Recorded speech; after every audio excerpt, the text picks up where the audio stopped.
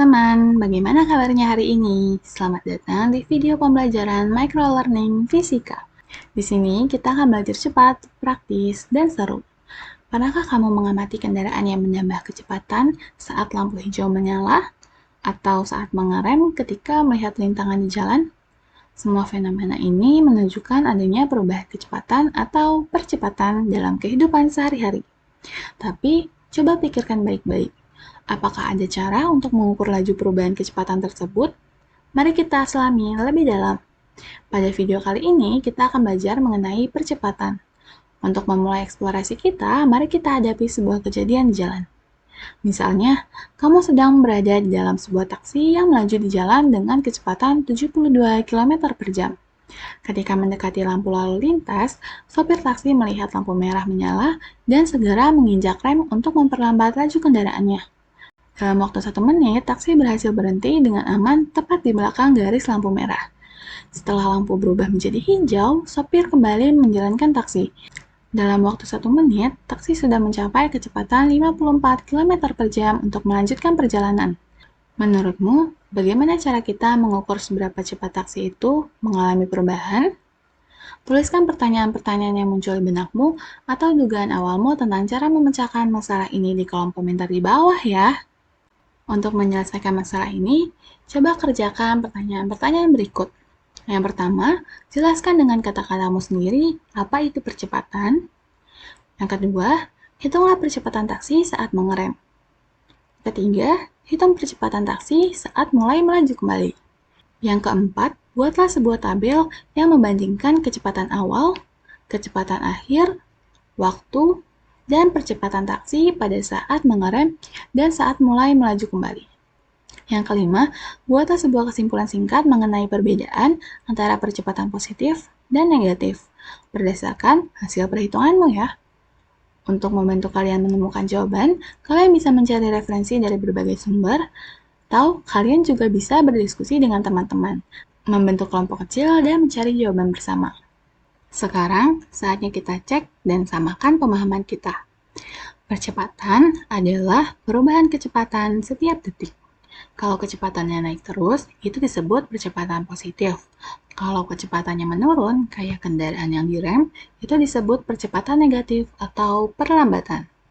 Rumus percepatan yaitu A sama dengan V2 dikurang V1 dibagi T, di mana A adalah percepatan dengan satuan meter per second kuadrat, V2 sama dengan kecepatan akhir dengan satuan meter per second, dan V1 adalah kecepatan awal dengan satuan meter per second, dan T adalah waktu dengan satuan second. Mari kita lihat contoh agar lebih jelas. Sebuah bus kota melaju di jalan dengan kecepatan 36 km per jam. Ketika mendekati sebuah halte, sopir bus mulai mengerem secara perlahan agar bisa berhenti dengan aman. Dalam waktu 20 detik, bus berhasil berhenti tepat di depan halte. Setelah penumpang naik dan turun, bus kembali bergerak. Dalam waktu 15 detik, bus mencapai kecepatan 18 km per jam untuk melanjutkan perjalanannya. Berdasarkan cerita tersebut, jawablah pertanyaan berikut. Yang pertama, berapa percepatan bus saat mengerem? Yang kedua, berapa percepatan bus saat mulai melaju kembali? Yang ketiga, termasuk percepatan positif atau negatifkah masing-masing gerakan tersebut? Mari kita jawab bersama.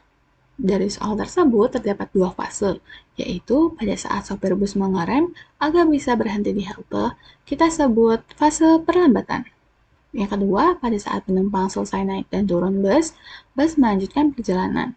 Kita sebut sebagai fase percepatan. Fase pertama, perlambatan. Diketahui kecepatan awal yaitu 72 km per jam. Jangan lupa untuk mengubah km per jam menjadi meter per second dengan cara 72 dikali 1000 per 3600. Hasilnya adalah 20 meter per second. Kecepatan akhir bus sama dengan 0 meter per second karena bus berhenti di halte. Waktu yang dibutuhkan adalah 1 menit sama dengan 60 second. Ditanya percepatan saat mengerem. Dijawab, kita masukkan rumus percepatan. Selanjutnya, kita masukkan angkanya. A sama dengan 0 dikurang 20 dibagi 60. A sama dengan negatif 20 dibagi 60. A sama dengan negatif 0,3 meter per second kuadrat. Jenis percepatannya yaitu karena nilainya negatif, maka ini adalah perlambatan atau percepatan negatif. Selanjutnya, fase kedua yaitu percepatan. Diketahui kecepatan awalnya sama dengan 0 meter per second, karena bus diawali dalam keadaan diam dari halte. Kecepatan akhir 54 km per jam. Kita ubah menjadi 15 meter per second. Waktu yang dibutuhkan 1 menit sama dengan 60 second.